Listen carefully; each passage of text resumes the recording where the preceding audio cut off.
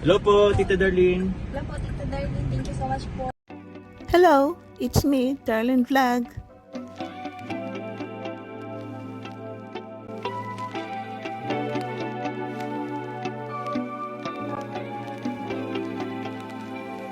Hello mga Kalingap, Kalove Teams, Ka-Jomcar! Kumusta na kayo? It's me, Darlene Vlog. So, meron tayong reactionan kung gaano tayo ka-proud sa na-achieve ni Carla. Siyempre, ito si Roseanne, isa sa number 1 sa proud sa na-achieve ni Carla. At siyempre, di ba po ito, pumunta sila dun sa lupa, nag-vlog sila. At nagmuni-muni itong magpinsa, no? BFF cousin. Tinitingnan nila yung lupa ni Carla na may bakod na may kitna. So, nagmuni-muni sila nung hindi pa sila na-vlog. At yun ang sabi ni Carla na malaki ang pasasalamat niya kay Roseanne dahil ito si Roseanne ang nag-push kay Carla na pumayat na ma-vlog. Kasi nauna po si Roseanne, kung naalala natin, nauna si Roseanne mga at 1 month to 2 months ganun. Tapos ito si Carla ayaw magpa-vlog kasi tumatakbo. Nung makapag-decide na siya, yun, nasimula na ni Kalinga Prab. So, ito si Carla parang hindi niya makalimutan yung effort ni Roseanne na pinupush siya nga, tanggapin mo na para mabago rin ang buhay mo. So panoorin po natin itong short clip ng kanilang dalawa. So habang sila nag-uusap, dumating ang Papa Joms na naka-coach siya nga, sabi nga ni Roseanne, oh bakit? Umuulan ba, pumapagyo? Naka-sunblock ako. Naka-sunblock ako. So pakinggan natin, no? Ihalo na lang natin na napaka-cute nito ni Papa Joms habang lumapit sa kanila at sabi niya kay Roseanne, alis ka na nga kasi parang kami na naman ni Carla ang mag-usap, mag-date na naman, no? Parang time na naman nila. So panoorin po natin ng Kalinga Jomcar. Ganda naman dito. First time ko dito makapunta. Kala ko, sinama ka na dito dati nila Kuya Ian. Oo, pero hindi kami nagpunta dito mismo sa... Alin yung bahay mo dito? Yan. Dito? Yan pa lang. Ganda. Wow, nakaka-proud ka naman. May pabahay ka na. Iba, ganda. Grabe, proud na proud ako sa'yo. Basta pag nabuo yan, pwedeng kitira ako dyan. Siyempre, nangal na rin sa apartment, Charis. Hindi mo siyempre, kasi sa ganyang edad mo, nakapabahay ka ng ganyang kalaki, tapos, siyempre, sa tulong din nila kuya, ayan, kaya nagkakameron kang ganyan. Pero sa totoo lang, kung tutuusin, wala tayong ganyang bahay kung hindi dahil sa Kalingap, diba? Tsaka yan na din, ang purpose din ng makabahay ako dito sa Daet is, di ba nag-aaral tayo? Para para makatipid na rin sa gastos. Imbis na mag-apartment kita, yan, din kita maano. Kaya konting taste na lang, mabubuo man din yan. Nauna na nga yung dito. Basta kahit anong mangyari, andito lang ako, nakasuporta sa'yo. Yan, bilang ate mo yan. Kahit saan man yan, basta andito lang ako. Proud na proud ako sa'yo. Kasi nakasuporta lang dati pinag-uulayan ta lang niyo na yan, pag nakagraduate kita ng pag-aaral, sisipagan ta, di ba? Tapos yan, naging totoo na pala. Napabilis dahil sa Kalingap, di ba? Kaya sobrang thankful kita Kuya Ram. At saka, di ba dati, saro ka din sa nag-repair sa kay Kuya Ram. Kaya, malaki din ang naitulong mo sa akin. Yan. Darling, how do we become strangers? There are answers I can't find. What is this I'm feeling? I can't. Ako bang pinag-usapan niyo? Balik kang pagyo. Bakit? Saan, balik na balik ka. Ang init-init man dito. Iya, alam mo kasi Rose, Balis na. nagsasanda kasi ako. Sayang din naman kung magpapainit lang ako. Ba't kami, hindi na kami nagsasanblock? Ba't naka-shade ka pati? Ba't ang dami mong tanong, Rose? Kasi nag-moment kami dito ni Cardo. Dapat na naman. Putol na naman. Saka sino yung kasama niya? Ha? Ay, dito ka pa pala. Dito ka muna tayo. Sige. Pasensya na. Alam mo naman, Rose Ann, kami ni Carla ay medyo kahit pa paano nakikilala na din. Kailangan ko ng bodyguard. For safety na din. Yan, alis na. Bahala ka din. Sige, tsaka, adyan si Di. Bala na kami. So ito si Carla, parang inaasar niya si Jomar na ipapatanggal daw ang sunglass at sombrero kasi pangit. Kung titingnan natin, hindi naman ang pangit, no? Pero ito lang siguro si Carla, inaasar niya si Jomar kasi nasanay, hindi kasi ito si Jomar noon pa sabi niya hindi siya mahilig mag-sombrero, pero napansin natin na itong mga nakalipas na nagsusombrero siya na parang, iwan ko ba ano bang ibig sabihin kaya bakit pinapatanggal ni Carla. Baka gusto lang niya makita ang kapugihan, ang mga mata ni Jomar na ngumingiti. So ito, mga tawa ni Carla, no? Gumahilig si Carla gumano na. Ganyan na ugali, napakasimple talaga ni Carla. Pag may sinagot siya, gumaganon lang. Ganun. Ano? Kanina pa ba kayo dito? Hindi. Okay lang, sanay naman ako dito. Parang Tsaka naman lagi. tanggalin mo nga yung shades mo. Ba't pangit? Bakit ba? Hindi ba babaw? Lang? Okay bang nakasumbrero ako? Tanggalin mo din. Bakit kasi nung gupis ko? Okay na ba? Ano na? Okay naman? Pogi ba? Pogi pa rin? Ba't kasi naka-jacket ka? Init-init nga dito. Kasi alam mo naman, baga lagi na ulan dito sa diet. Ewan ko ba kung ba't ganitong oras? So, pag nakikita ni Carla yung kubo ni Jomar, para bang yung bahay nila sa Tarong, no? Ang kulay kasi, ang design, malaki ang pinagkaiba kasi yung bahay nila Carla doon sa Tarong, wala namang balkonahe, yan meron.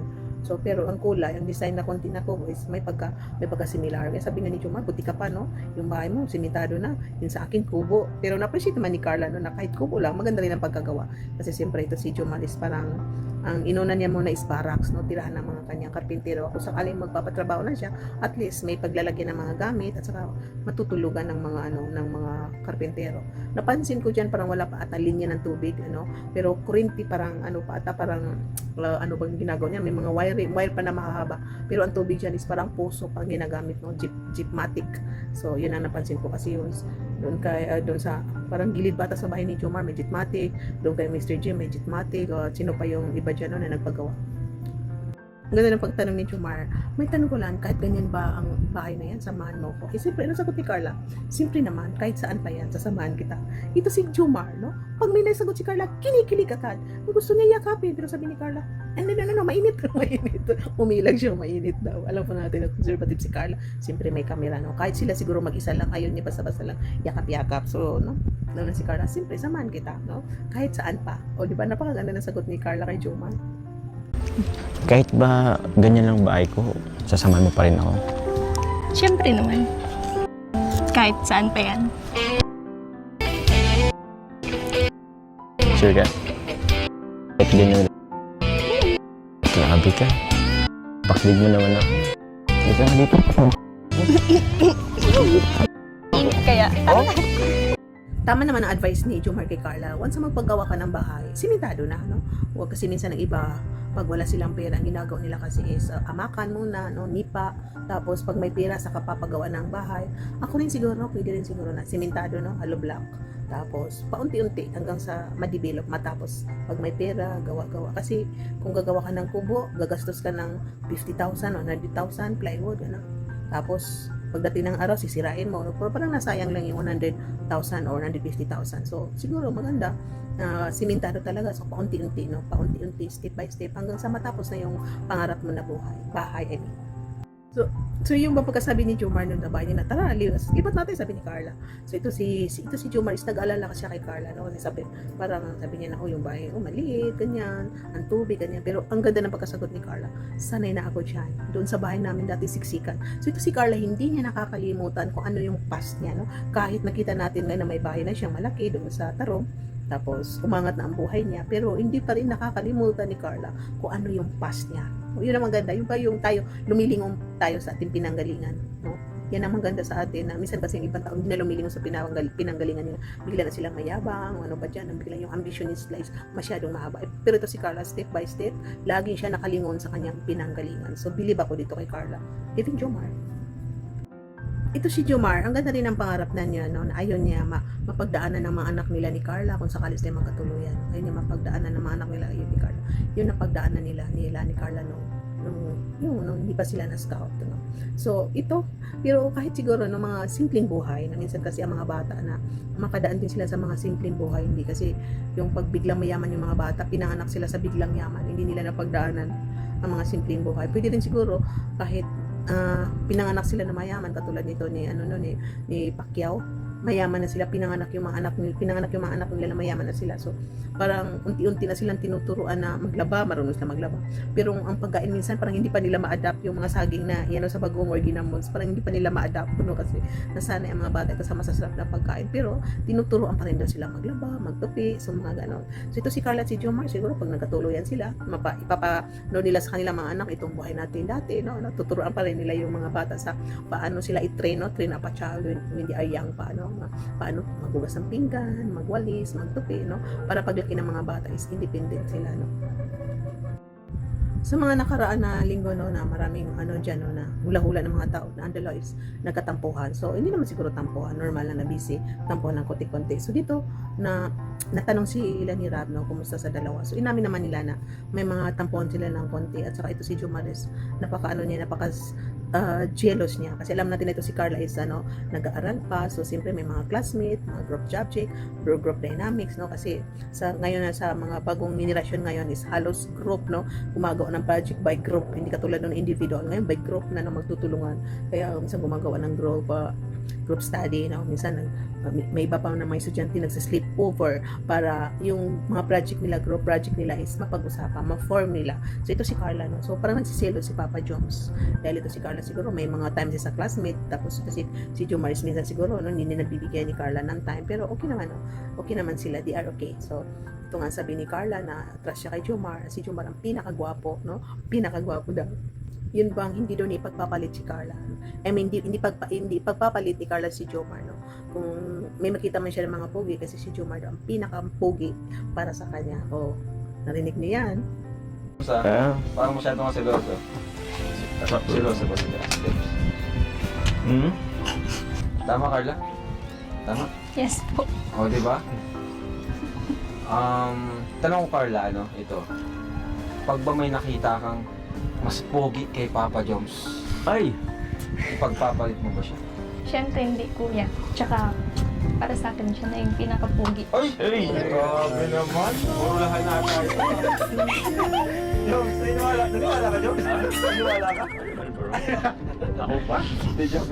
So, hindi natin i-reaction ng full video, no? Hatiin natin kasi masyadong mahaba. So, hatiin natin yung kumain sila ng pansit, yung na-interview si Carla, yung si D at saka si Rosan, another vlog na yun. So, dito tayo, no? Yung message ni Jomar kay Carla na sabi niya, alam mo Carla, sana umasinso din tayo. Yung pagkasabi niya na, hindi naman sobra.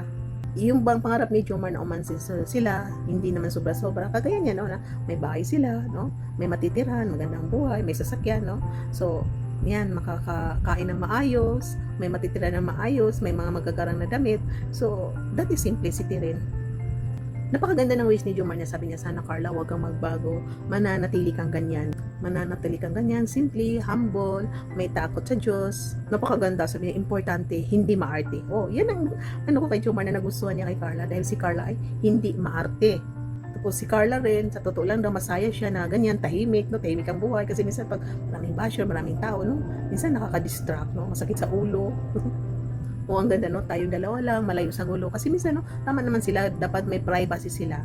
Na minsan, hayaan na natin kung nag-vlog ba o hindi, nag-date ba sila o hindi, kung may upload ba sila o hindi. Kasi gusto nila ng privacy, no? Masaya, ng tahimik. Ganyan ang gusto ni Carla, na sila lang dalawa, iwas sa gulo, tahimik, o di ba? Yan ang pangarap nila. Pero minsan makulit tayo. Nagtatanong tayo, kailan ba mag-live si Jomar? Kailan ba mag-live si Carla? Bakit walang upload si Jomar? Bakit walang upload ang Jomcar? So, pero hindi nyo alam na ito pala ang dalawa. I-wish nila minsan na may privacy sila, tahimik, wala mo nang post-post, wala mo nang upload, wala mo nang ipapakita sa public na meron silang mga date, no? So, ang ganda na message si Carla, kaya asahan mo na hindi ako magbabago. So, sa tingin ko ito si Carla, hindi siya magbabago. Kaya hindi rin tayo magbabago, na tuloy ang pagmamahal natin, supportan natin sa Jomcar. Ganda no, na kahit hindi daw nila matupad yung mga pangarap nila, siguro may mga pangarap pa sila na iba, baka pagdating ng panahon hindi nila matupad, pero para kay Carla, masaya siya na magkasama sila ni Jomar. Ang ganda no, sa hirap at ginawa, kaya napapaw nila si Jomar. Wow, grabe naman yan, nung marinig niya na sabihin ni Carla na sa hirap at ginawa, sino ba hindi mapapawaw niyan? So mapapatawa ka na lang, no? Parang nakita natin na kiniliti naman ni Carla si Jomar, na masabi ni Jomar na wow.